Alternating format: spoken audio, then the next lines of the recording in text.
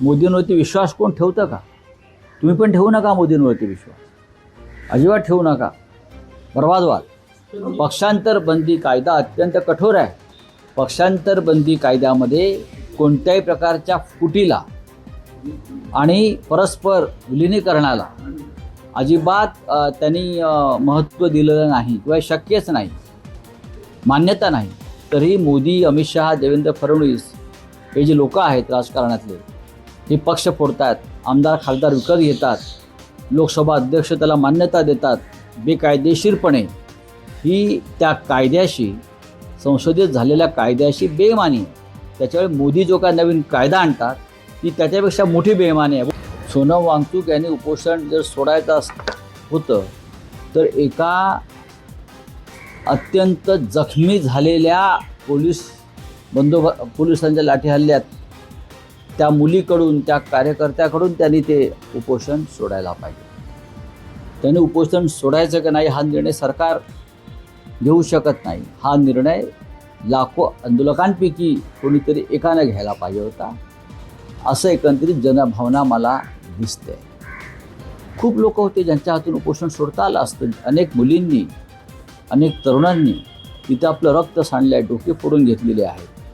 ती काय JP नड्डा आणि जितेंद्र सिंग यांच्यासाठी नाही, ती सोनम वांगचूक यांच्यासाठी आणि या राजकीय व्यवस्थेविरुद्ध त्यांचा हा हल्लाबोल होता. आणि शेकडो विद्यार्थी जे जखमी झाले, अनेक मुलींनी स्वतःला तिथे बलिदानाच्या उद्देशानं समर्पित केलं. त्यापैकी एकानं नेहा बोराच्या हातून उपोषण सोडता आलं असतं. तिने तुमच्याबरोबर 22 दिवस उपोषण केलं. कारण ज्या मुलींच्या छातीवर पोलिसांनी लाठ्या मारल्या, मुली म्हणतो लाठ्या मारल्या, त्यांच्या वस्त्रांना हात घातला, अशा अनेक मुलींनी त्याग केला. त्यांच्यापैकी एकाला घेऊन हे उपोषण सोडता आलं असतं.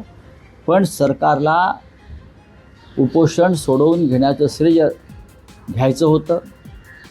अमित शहा भयभीत होते, नरेंद्र मोदी भयभीत आहेत. एरवी नरेंद्र मोदींना देशाला संबोधित करण्याची वेळ 8 असते. काल रात्री 12 वाजता मोदी समाज माध्यमावरती आले. म्हणजे 8 पासून 12 वाजेपर्यंत ते भयभीत अवस्थेत होते. उपोषण सोडताना एक सरकारकडनं त्यांना आश्वासन दिलं की पेपर फुटीवर एक विधेयक आणून कायदा बनवला जाणार. बघा, हा विषय कायदा आहेच हो. नवीन कायदे का बनवत आहे? आता जे अपराधी होते, जे मंत्री, या सगळ्या बाबतीत 20 लोकांचा बळी गेलेला आहे. 20 मुलांनी आत्महत्या केल्या. त्यांच्या पालकांशी आपण बोललात का या विषयावर? त्या सगळ्यांच्या आई आणि वडील, भाऊ आणि बहीण या कालच्या आंदोलनामध्ये पोलिसांच्या लाठ्या खात होते. त्यांच्या भावना महत्त्वाच्या, अत्यंत महत्त्वाच्या त्यांच्या भावना, हे लक्षात घ्या. त्यांच्याशी कोणीच चर्चा केली नाही. म्हणून मी असं म्हणतो, भावनेचा उद्रेक हा असा सहज शांत होणार नाही. सोनम वांगचूक यांचे प्राण, यांचे जीव अत्यंत महत्त्वाचा आहे देशासाठी, शिक्षण व्यवस्थेसाठी. उपोषण सुटलं याचा आनंद आहे, पण त्यांनी ही लढाई कायम ठेवली पाहिजे. आम्ही सगळे त्यांच्याबरोबर आहोत. भारतीय जनता पक्ष या आंदोलनात सहभागी होणार नाही. त्यांनी हे आंदोलन बदनाम करण्याचा प्रयत्न केला. त्यांनी वांगचूक यांना बदनाम करण्याचा प्रयत्न केला. त्यांना वांगचूक यांना परदेशी एजंट ठरवलं आणि ते एजंट ठरवण्यामागे या 2 मंत्र्यांच्या हातून त्यांनी उपोषण सोडलं, ते सुद्धा आहे. तेच उपोषण मागे सोडण्यातला आणखी एक मुद्दा असा आहे की त्यांनी मध्यरात्री हॉस्पिटलमध्ये सरकारच्या प्रतिनिधींकडून, जे प्रतिनिधी त्यांच्याशी चर्चा करत होते, त्यांच्याकडून अन्न घेतलं आणि उपोषण मागे घेतलं. तुमचं असं म्हणणं आहे का की आंदोलनाच्या व्यासपीठावर जिथे उपोषण सुरू झालं होतं तिथेच आंदोलकांच्या समक्ष हे उपोषण आंदोलन जर मागे घेतलं असतं सोनम वांगचूक यांनी, तर आणखी बरं झालं असतं? एक लक्षात घ्या, जंतर मंतरला ज्या मंचावरून वांगचूक यांना फरफटत नेलं, ज्या सरकारनं आंदोलनाची अप्रतिष्ठा करून, बेआबरू करून आंदोलन चिरडून टाकण्यासाठी 20व्या दिवशी, 21व्या दिवशी क्रूश झालेले वांगचूक यांच्याभोवती पांढरी चादर उभी करून भिंतीसारखी त्यांना अक्षरशः स्ट्रेचरवरून सुद्धा नेलं नाही, त्यांना फरफटत नेलं. त्या सरकारला हे दाखवायला पाहिजे होतं आम्ही सगळ्यांनी की त्याच जागेवरती आम्ही जाऊ आणि आम्ही उपोषण सोडू. कारण हे आंदोलन देशाचं, हे आंदोलन एका व्यक्तीचं नाही. एकटी व्यक्ती जेव्हा उपोषण करते, आंदोलन करते, तेव्हा त्याला काय अर्थ नसतो. असे रोज अनेक लोक बसतात उपोषणाला. पण जेव्हा त्या आंदोलनासाठी लाखो लोक रस्त्यावर उतरतात तेव्हा ते आंदोलन देशाचं आंदोलन, लक्षात घ्या. त्याच्यामुळे त्याच जागेवरती येऊन या हुकुमशाही सरकारच्या नाकावर टिकून हे आंदोलन, हे उपोषण सगळ्यांचा साक्षीनं त्यांनी सोडलं असतं तर त्या दिवशी ती रात्र ही राष्ट्रीय तेजानं तळपून निघाली असते. एक असं आहे की आता पुढे काय, जे तुम्ही म्हणता सगळ्यांचंच लक्ष आहे. कारण सोनम वांगचुक यांनी आपलं उपोषण मागे घेतलं. हे आंदोलन धर्मेंद्र प्रधान यांचा राजीनामा आम्ही घेऊनच मागत थांबेल. नाही. हे बघा, अण्णा हजारे यांचं उपोषण संपलं, त्यानंतर अण्णा हजारेही संपलं.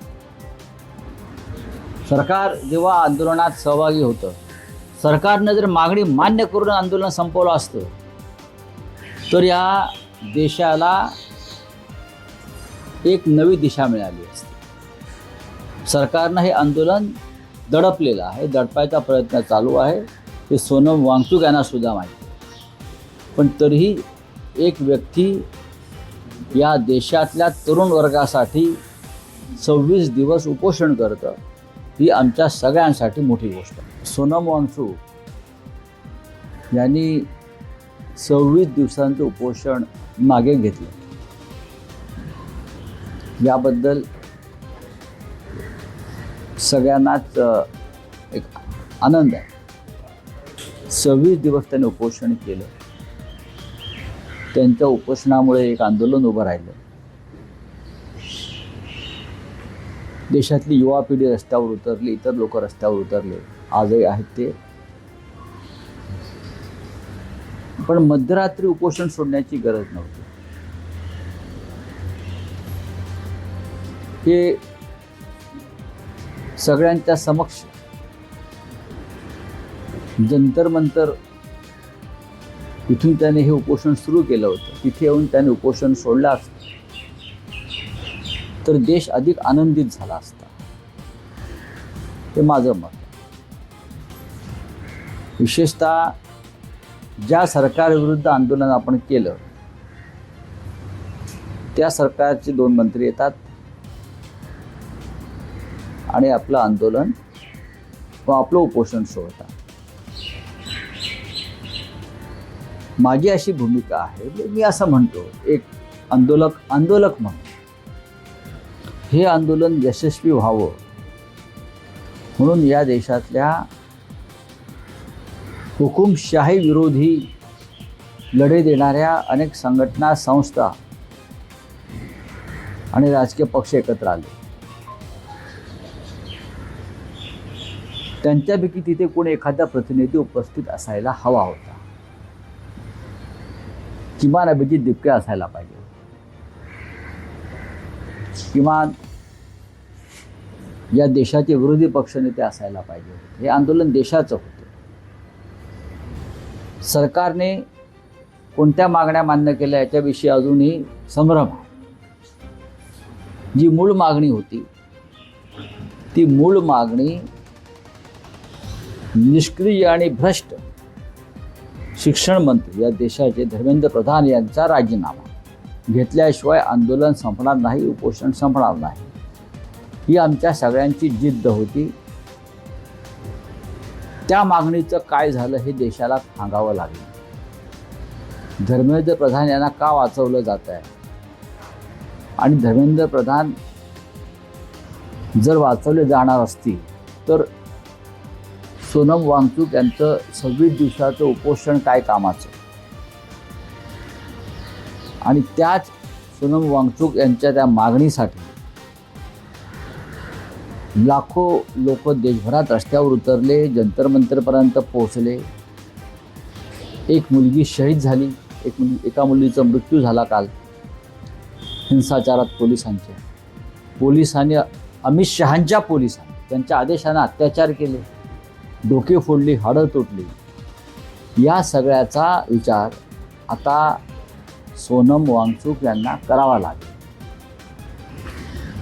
जरी सोनम वांगचूक यांचं उपोषण संपलं असलं तरी मला असं वाटतं देशभरातलं आंदोलन जे शिक्षण पद्धती बदलण्यासाठी देशातल्या हुकुमशाहीशी टक्कर घेणारं एक आंदोलन जे उभं राहिलं आहे ते आंदोलन आता थांबणार नाही. मुंबईत ठिकठिकाणी, महाराष्ट्रात ठिकठिकाणी आंदोलनं होत आहेत, बिहारला होत आहेत, गुजरातला होत आहेत, देशातल्या प्रत्येक राज्यात होत आहेत. त्याच्यामुळे वांगचूक यांचा उपोषण सोडल्यामुळे आंदोलनं थांबतील या भ्रमात जर सरकार असेल तर ते पूर्णपणे चुकीचं आहे. याच्यामध्ये विरोधी पक्षाला विश्वासात घेऊन सरकारनं ही पावलं उचलायला पाहिजे होती.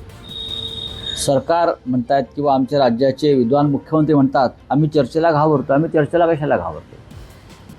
चर्चा तुम्हाला हवी आहे. चर्चा तुम्हाला आम्ही इतर वेळी जेव्हा चर्चा मागितल्यात पुलवामापासून पेलगावपर्यंत तेव्हा तुम्ही चर्चा दिल्या नाहीत. दिल्या का चर्चा तुम्ही? शेतकऱ्यांच्या आत्महत्यांसंदर्भात तुम्ही चर्चा कधी देत नाहीत लोकसभेत. या विषयावर सुद्धा आम्ही पहिल्या दिवशी चर्चा मागत, तुम्ही त्यातून पळ काढला. आता सरकारचे लोक जे आहे ते आंदोलन संपवण्यासाठी पराकाष्ठा करत होते, या आंदोलनाला बदनाम करत होते. यात पाकिस्तानचं फंडिंग आहे, यात चीनचं फंडिंग आहे, अमुक आहे. हे भारतीय जनता पक्षाचे लोक सोनम वांगचूक यांना चीनचे एजंट म्हणून जाहीरपणे त्यांची बदनामी करत होते. जेव्हा हे आंदोलन हाताच्या बाहेर जात आहे आणि अमित शहांच्या पोलिसांचे दंडुके आणि बंदुकासुद्धा काम करणार नाहीत हे जेव्हा त्यांना समजलं तेव्हा त्यांनी हे आंदोलन सोडवण्यासाठी JP नड्डा, जितेंद्र सिंग यांना तिथे पाठवलं. पण ठीक आहे, आमचं सर्व गोष्टींवर बारीक लक्ष आहे. धर्मेंद्र प्रधान यांचा राजीनामा घेऊनच हे आंदोलन थांबेल. माझ्या माहितीप्रमाणे कॉक्रोच जनता पार्टीचे जे प्रमुख आहेत अभिजित दिपके त्यांनी आज जाहीर केलं आहे की आंदोलन सुरू राहील त्याच मुद्द्यासाठी, ज्या मुद्द्यासाठी ते सुरू झालं. सोनम वांगचूक हे सुद्धा त्या आंदोलनात सहभागी होतील अशी माझी अपेक्षा आहे. पण विरोधक पंतप्रधानांचा जो आज व्हिडिओ आहे ते म्हणतात की आम्ही पुढच्या आठवड्यात कसला कायदा आणतो आहोत, विधेयक आणतो आहोत. आता विरोधी पक्षाची या देशामध्ये पक्षांतर बंदी कायदा आहे म्हणून पक्षांतर याने थांबवलीत का? पक्षांतर बंदी कायदा मोड़ून सांसद दीजिए अपना उपस्थित चालू रखेगी. बात ऐसी है, सोनम वांगचूक जी 26 दिन से अनशन पर बैठे थे. आसान नहीं है इतने दिन तक अनशन लंबे समय तक खींचना. उनकी तबीयत, उनका जीवन देश के लिए बहुत महत्वपूर्ण है क्योंकि बहुत बड़ा सामाजिक कार्य, शिक्षा में और भी कामों में उनका योगदान रहा है. लेकिन जो अनशन छोड़ दिया है, जिनको हाथों से सरकार के जो नुमाइंदे आए थे, 2 मंत्री, वो चिंता के विषय. जिस सरकार ने युवाओं पर, छोटी छोटी बच्चे जो वांगचूक जी के लिए आए थे वहाँ लाखों के संख्या ने, कुचल दिया उनका आंदोलन, लाठी से मार दिया, गोलियां चलाई, छर्रे वाली बंदूकें चलाई, हाँ हड्डियाँ तोड़ दी, सर तोड़ दिए, खून बहता था सबके मुंह से और शरीर से. तो जंतर मंतर में से जिस तरह से वांगचूक को उठाया ज़बरदस्ती से, स्ट्रेचर तक नहीं लाया, दिल्ली के पुलिस, अमित शाह के पुलिस उनको खींच कर लेके गए.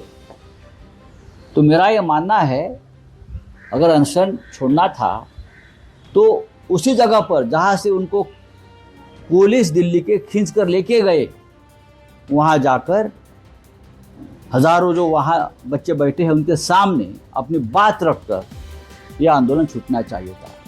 2 लोग अंदर आ गए और आपको कुछ पिलाया, चाहे जूस हो चाहे सूप हो, मुझे मालूम नहीं, और आपने आंदोलन छोड़ दिया, उपोषण अनशन छोड़ दिया. उसका मतलब क्या होता है? इस आंदोलन को कुचलने में कोई कसर नहीं छोड़ी मोदी जी की सरकार ने, अमित शाह जी की सरकार ने, और उनके 2 मंत्री आपके पास आए थे। अगर आप चाहते तो अपोजिशन लीडर के साथ भी आप ये कर सकते थे, क्योंकि इस आंदोलन को ताकत देने का काम देश के अपोजिशन ने भी दिया है। राहुल गांधी ने भी लाठियां खाई है।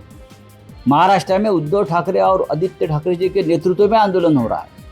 अखिलेश यादव जी, डिम्पल यादव जी इस आंदोलन में है, सभी लोग आंदोलन में है। इसका सरकार का क्या संबंध है? सरकार तो उस आंदोलन की दुश्मन है। हमारी मांग रही धर्मेंद्र प्रधान का इस्तीफा होना चाहिए, मोदी जी का इस्तीफा होना चाहिए। तो ये मांग अब वांगचुक जी कर पाएंगे? मुझे आश्चर्य होता है कि वांगचुक जी ऐसे 2 मंत्रियों के हाथों से अपना अनशन कैसे छोड़ सकते हैं। यह आंदोलन व्यक्तिगत नहीं है, किसी व्यक्ति का आंदोलन नहीं है। लाखों लोग अगर नहीं आते